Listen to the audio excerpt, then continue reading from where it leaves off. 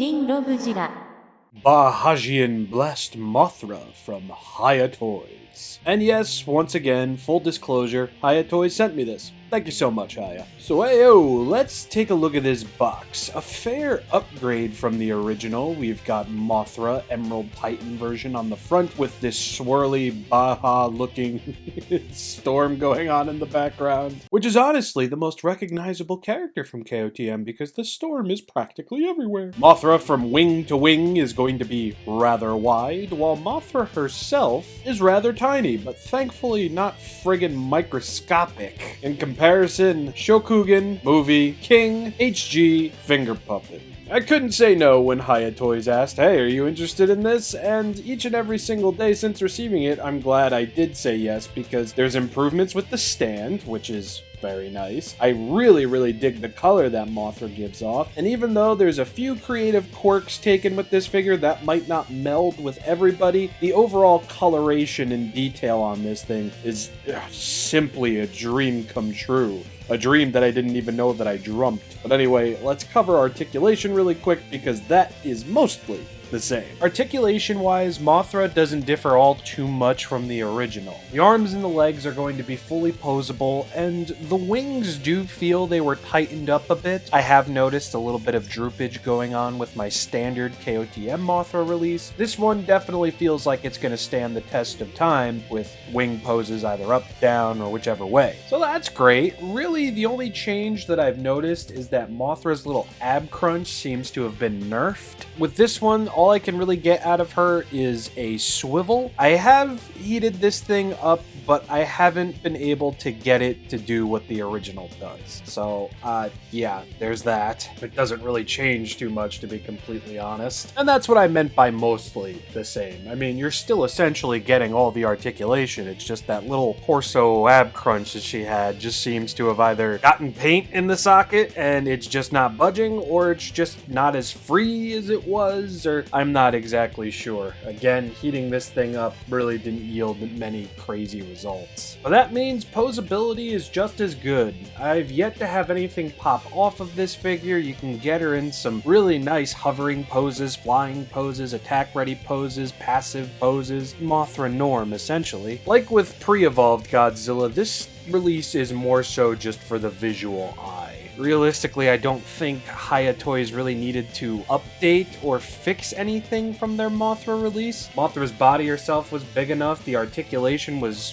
everything you could possibly do with this iteration of Mothra. I'm just glad that the wings can still friggin' swivel, you know? But anyway, let's get to the reason why you're all here, paint and detail, and wowzers. So let's take a closer look at Master Emerald Mothra and see what's going on. Emerald Titan version Mothra abandons the browns and the tannish colors for an all emerald, almost jaded paint job here. Rather Statue of Liberty-esque, if that makes any sense to you. Really a very big fan of the little streaks that they did along Mothra's limbs and her body over here, as it really just communicates this art project-like paint job all the better. Highlights and all. Now, what might be a downside for some is simply that Mothra's facial features aren't really hyper-accentuated upon like the original release, as Hiya really went for this darker base color with lighter highlights being the theme of the figure. So yes, the eyes won't be painted on, we are just going to get some light dry brushing across Mothra's body, and I really don't see that as a downside, as the overall vibe of the figure feels more like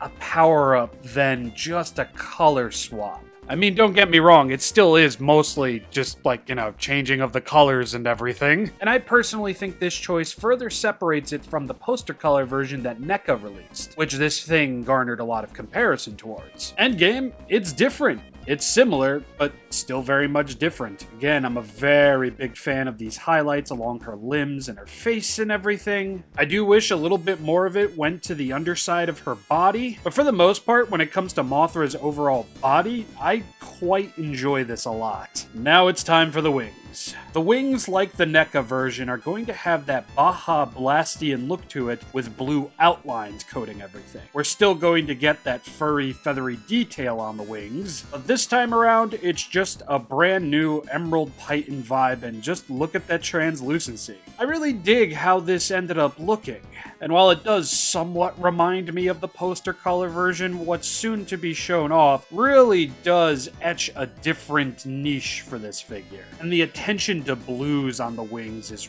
really, really vibrant. I like it a lot. If this Mothra design has delivered anything, it's definitely elegance, and these paint jobs are only expanding upon that. If there was ever a logical way for a figure this small to have a light up gimmick, I really hope Hiya take it, because this with some built-in lights, while very much improbable, would look amazing.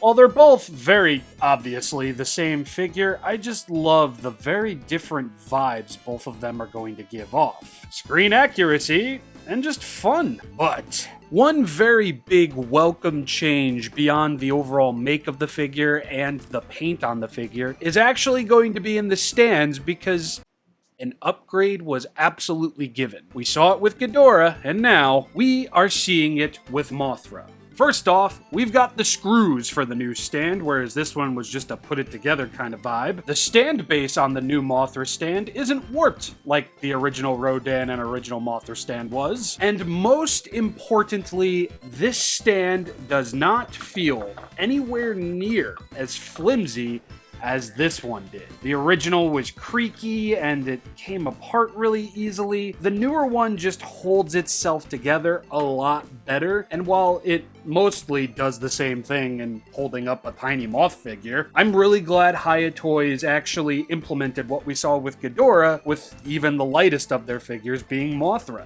So I have to sneak in another solid star there for the improvement of the stand, and I'm really, really hoping Flameborn Rodan will be sporting the same. I mean, come on, you could tell just by looking at Ghidorah, Mothra V2, and original Mothra. Clear, obvious changes made. Now I want to discuss Translucency, because this figure has a lot more than I was genuinely expecting it to. So obviously, like the original release, we're going to get translucent wings. And with this color and paint job applied to them, it really does bring out that BAJAJIAN nature in the paint job. And since the wings are thin enough, they'll be translucent no matter if it's just both wings on top of one another, or just one. And I love that the translucency brings out more color in the paint job. It's really quite nice. But by sheer randomness of just messing around with the figure after releasing the pre-evolved Godzilla review, I discovered something that really shouldn't be all that surprising. Mothra herself is also translucent. Now, it was probably made a little bit more obvious for some, but I really didn't think the figure itself would be translucent like it is. But as you can see, I mean, it's everything. Save for maybe the lower half of the body, it feels like it's really not catching as much light as it should, but move it towards the head, and that is just awesome. I love it. And I know it's not going to be a selling point for some, but for me, had I known this out the gate or had the brain capacity to assume as such, I definitely would have been a million times more excited for getting this figure in than I originally was. Really can't wait to see what some of you figure photographers out there do with this little fact. It's going to be a solid star in terms of paint, detail, translucency, and I'm pretty sure I didn't say anything after articulation and posability, but another 2 solid stars there. There's a lot of positivity going around with this here Mothra, and now the only thing that I have left to do is the only comparison that matters. Baja Blast Mothra live comparison, let's go! Yes, my highly scientific brain allowed me to deduce that this looks like Baja Blast, if made into a figure. Hiya Toys look like they pilfered the Baja mines on Mount Dew and carved it all up and mass-produced it into a figure, and the look and feel of this figure, whether you have a light on it, under it, besides it, or not at all, just gives off that prime BAJAJIAN vibe. Once again, highly scientific brain. And I always draw the comparison to Baja Blast whenever their figures got like that bluish green hue, but here it just feels a tad extra, and it almost feels like this was Hiya Toys' intent. But in reality, it definitely wasn't, but I can dream! And I'm dreaming that this is an official Mountain Dew Hiya Toys Godzilla collaboration, and I'm officially calling her the Baja Emerald Titan Mothra. Yeah, this really isn't important. I imagine I lost a lot of people with this one, but come on. Highly scientific Italian-American New Jerseyan brain shit going on right here. Yeah, I know. An extra solid star for pushing the BAJAJIAN religion on us Godzilla fans. And just look at how she glows in low-level lighting. Oh, yeah. Fantastic.